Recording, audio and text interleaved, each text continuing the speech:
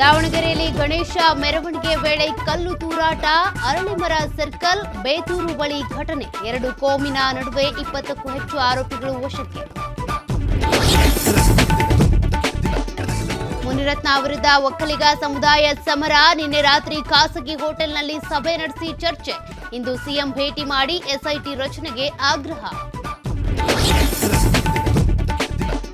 ಉಪಚುನಾವಣೆ ಗೆಲ್ಲುವುದಕ್ಕೆ ಸಜ್ಜಾದ ಕೈಪಾಳ್ಯ. ನಾಳೆ ಶಿಗ್ಗಾವಿಯಲ್ಲಿ ಬೃಹತ್ ಸಮಾವೇಶ.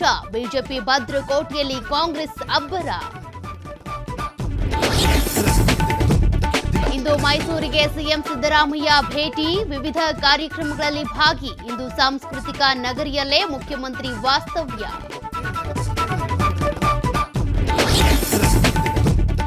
ಧಾರವಾಡದಲ್ಲಿ ಇನ್ನೂ ಆರಂಭವಾಗದ ಹೆಸರು ಬೆಳೆ ಖರೀದಿ ಕೇಂದ್ರ. ಜನಪ್ರತಿನಿಧಿಗಳ ವಿರುದ್ಧ ರೈತರ ಆಕ್ರೋಶ. ನಾವೇನು ಮಾಡಬೇಕು ಅಂತ ಪ್ರಶ್ನೆ.